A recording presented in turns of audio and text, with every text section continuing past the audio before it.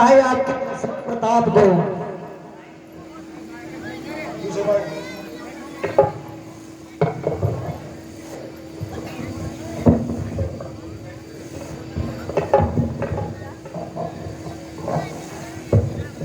हे मंत्री, कहिए महाराज। कहिए हमारे राज्य के क्या समाचार हैं? महाराज आनंद ही आनंद है। हे मंत्री, कहिए महाराज। अरे जिस राजा को है नहीं ऊंच नीच का ज्ञान, वह राजा राजा नहीं, राज्य बना संसार। बजे ताली युगल कर से, और ये नियम सदा से है, जब है राजा प्रजा से तो राजा भी प्रजा से है। हे मंत्री, कहिए महाराज। कि राज एक कश्ती है और राजा ही खेवनहार है। कि राज एक कश्ती है, राजा ही खेवनहार है, और है जहां तक महासागर वहां तक राज्य का विस्तार है। हे मंत्री, कहिए महाराज। हमारे राज्य में सब कुशल मंगल तो है। महाराज जिधर देखते हो आनंद ही आनंद है। हे मंत्री, कहिए महाराज। हमारे राज्य में गौ ब्राह्मणों की सेवा तो की जाती है मंत्री। गुरुजी सब आनंद है, सेवा पानी सबकी चल रही है। हे मंत्री, कहिए महाराज।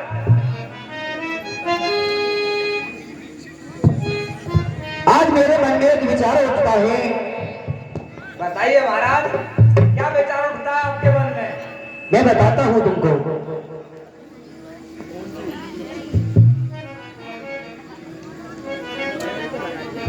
हे मंत्री, कहिए महाराज। हमारी पुत्र वधू अब विवाह के योग्य हो चुकी है। हमारी पुत्री विवाह के योग्य हो चुकी है। हे मंत्री, कहिए महाराज। अब जल्द से जल्द हमें उसकी शादी करानी चाहिए। सही कह रहे हो गुरुजी, जमाना खराब है। हे मंत्री, जी महाराज। हमें कोई ऐसा उपाय बताओ जिससे हम अपनी पुत्री का विवाह कर सकें। महाराज कहिए मंत्री। आजकल तो ऑनलाइन सिस्टम चल लो, एक इंस्टाग्राम आईडी बनवा दो। मंत्री, कहिए महाराज। आप हमारे राज्य के राज दरबार के सबसे होनहार विद्वान मंत्री हो। हे मंत्री, कहिए महाराज। हमें आप राय दीजिए है महाराज। कि किस तरह हमें अपनी पुत्री का विवाह करना चाहिए। आप भी बहुत योग्य हैं। ये विचार तो अपनी बेटी के लिए हर एक पिता अच्छे से अच्छा वर देखता है, इसीलिए आप ही विचार करें। हे मंत्री, कहिए महाराज। मेरे मन में एक विचार विमर्श होता है। कहिए महाराज। एक दिन हमारी पुत्री ने शिव जी के धनुष को उठा करके एक जगह रखा था। क्यों ना उस धनुष को खंडन करके अपनी पुत्री का विवाह कराया जाए, और जितने भी योद्धा आएंगे देखेंगे कि कौन कौन बलशाली है और कौन हमारी पुत्री को वरता है। ठीक है महाराज, बहुत सुंदर। हे मंत्री, कहिए महाराज।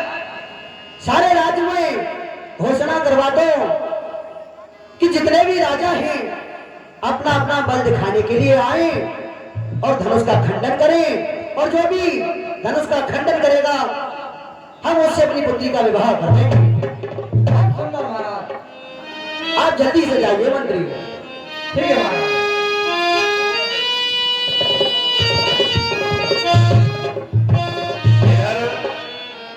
महाराज जनक ने कहा, हे मंत्री वरो सभासदों, एक समय हमारी पुत्री ने शिव धनुष को बाएं हाथ से उठा लिया था।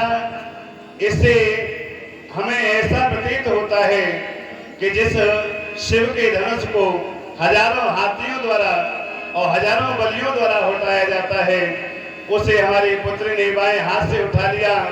तो हमारा विचार ऐसा है कि जो इस धनुष पर प्रत्यंचा चढ़ा देगा उसी के साथ हम अपनी पुत्री का विवाह करेंगे। हे मंत्री वरो सभासदों, सभी देशों में ये घोषणा करा दो, जो धनुष पर प्रत्यंचा चढ़ाएगा उसी से हम अपनी पुत्री का विवाह करेंगे। इसलिए पुत्री के विवाह के निमित्त जनक महाराज धनुष यज्ञ का आयोजन करते हैं। और इधर जैसे ही प्रभु श्री राम अनुज लक्ष्मण गुरु विश्वामित्र को बताते हैं, गुरुदेव हमने तारका का वध किया, सुबाहु और मारीच का भी वध कर दिया है, अब हमें आगे की आज्ञा दीजिए। तो गुरु विश्वामित्र राम और लक्ष्मण को लेकर चलते हैं, जहां आगे गौतम ऋषि का आश्रम आता है, जहां पर गौतम नारी श्रापवश उपल देह धरदीर, यानी गौतम की ऋषि जो अहिल्या है वो श्राप के कारण पत्थर के समान बनी बैठी है। गौतम की नारी अहिल्या का प्रभु श्री राम के चरणों से विश्वामित्र उद्धार कराएंगे और उसके बाद में प्रभु श्री राम अनुज लक्ष्मण कहेंगे कि हे गुरुदेव हमें भी जनकपुर देखना है। छोटे के मन में जनकपुर देखने की बड़ी लालसा है, आपकी आज्ञा हो तो हम भी जनकपुर के लिए चलेंगे। बोल श्री रामचंद्र की।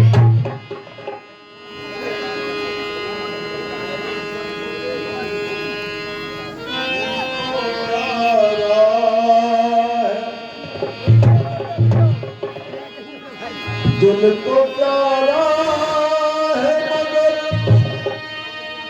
और दिल से भी प्यारा तू है, पर गजब है कि इस दिल में भी प्यारा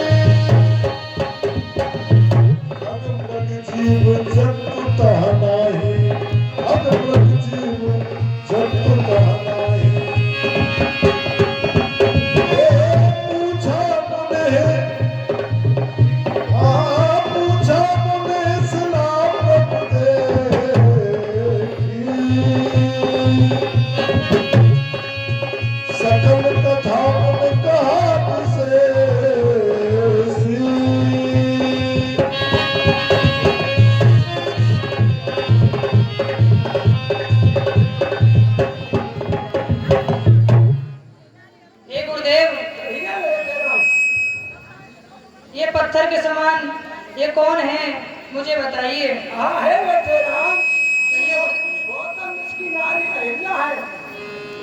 गौतम नारी शापवश और उपल देह धरदीर,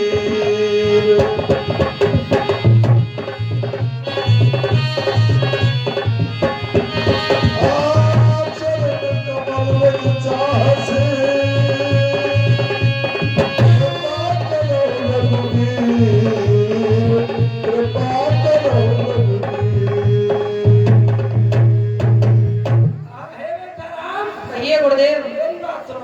बताइए। ये गौतम ऋषि की नारी है और गौतम ऋषि का श्राप लगा हुआ है और ये आपके पैर की रज चाहती है। आप इससे अपने पैर की रज लगाएं और इसका उद्धार करें। ठीक है गुरुदेव।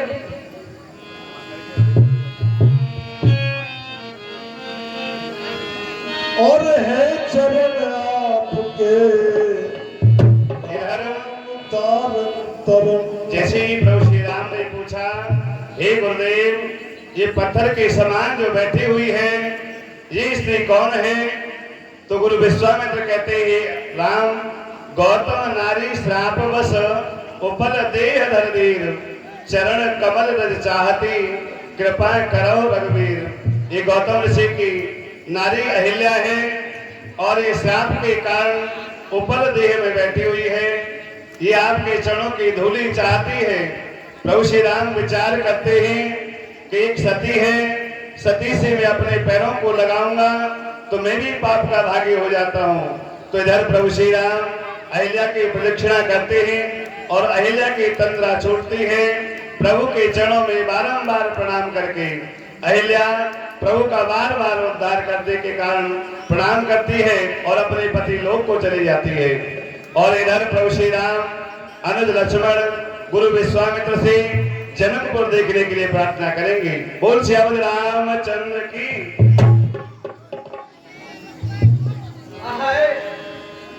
हे प्रभु, मैं आज आपके दर्शन पाकर धन्य हो गई। हे प्रभु, मैं प्रणाम करती हूँ आपको। खुश रहो।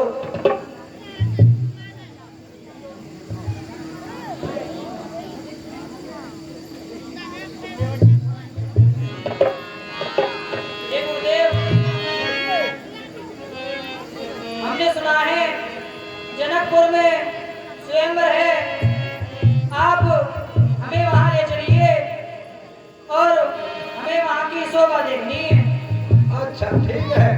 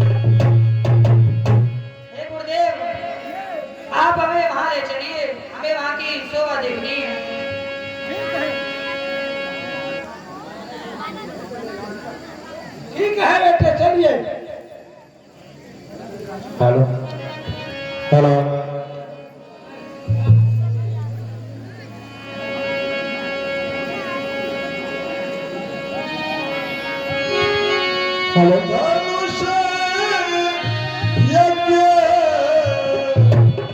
सुन रघुकुल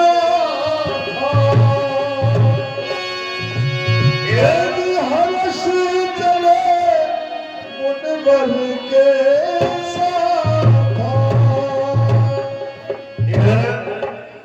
जैसे ही प्रभु श्री राम गुरु विश्वामित्र से कहते हैं, हे गुरुदेव, अनुज की ऐसी इच्छा है कि जनक महाराज के यहाँ धनुष यज्ञ का आयोजन हो रहा है और मेरे अनुज लक्ष्मण की इच्छा है कि हम उस धनुष यज्ञ की शोभा देखें। आपकी अनुमति आज्ञा हो तो हम भी जनकपुर चलेंगे।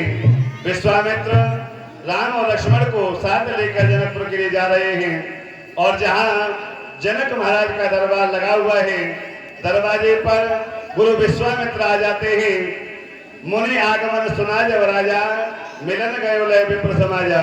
दूत आकर जनक महाराज को बताएंगे कि दरवाजे पर गुरु विश्वामित्र आए हुए हैं। बोल श्री अवध रामचंद्र की।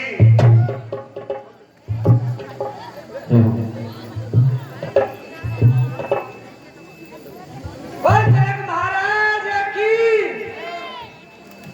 महाराज मैं प्रणाम करता हूँ आपको। हे मंत्री, भैया महाराज, ईश्वर बढ़ाए आपके असर प्रताप को।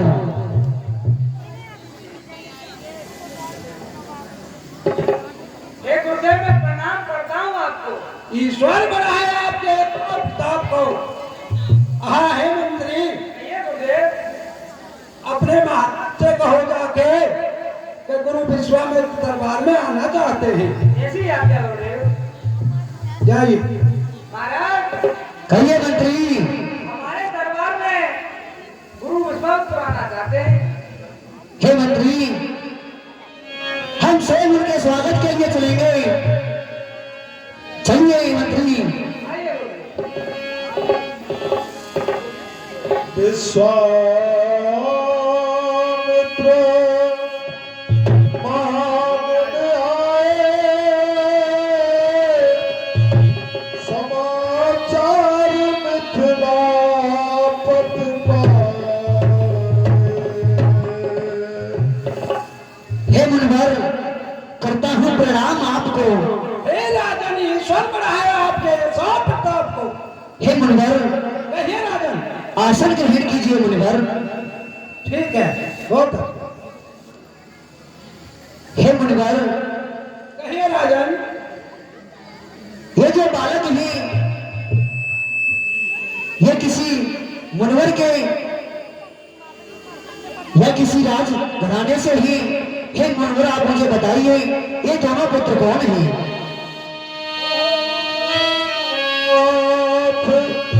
सुंदर बालक रामा,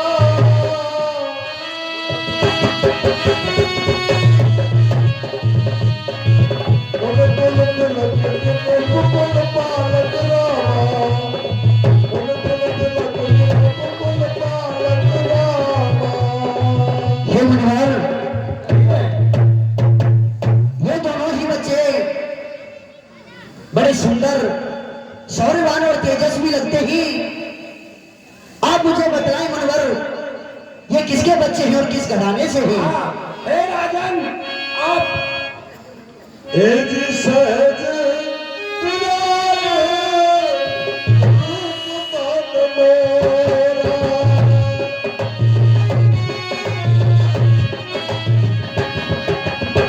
भक्त हो तुझमें चंद्र चकोरा।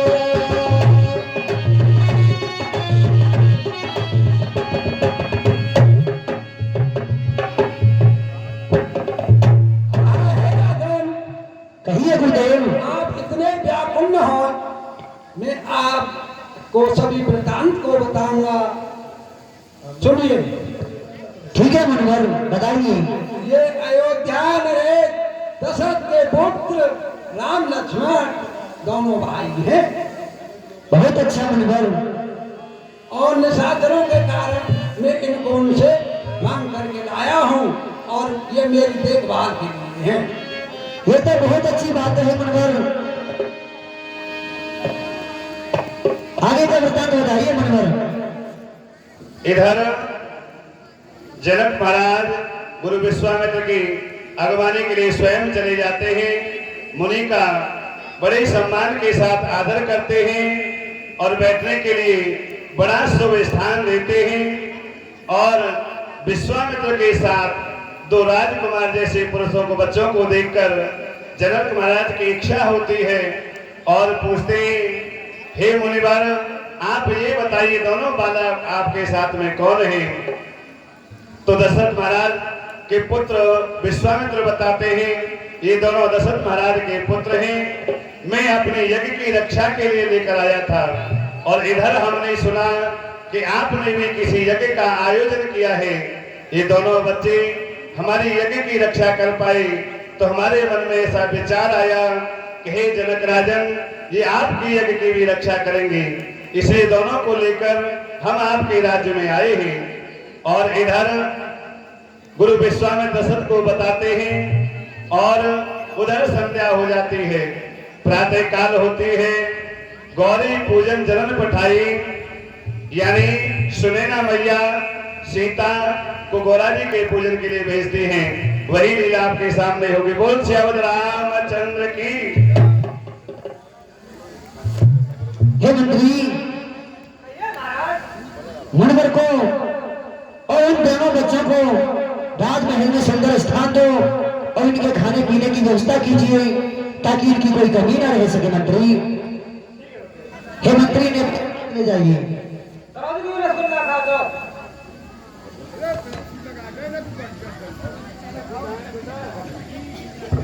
देखिए, एक बार सभी प्रेम से जयकारा लगाएंगे, बोल सियावत रामचंद्र की। देखिए, ये जो बच्चे छोटे छोटे हैं, तीनों जो सीता बनना है और दो बच्चे सभी बनना है,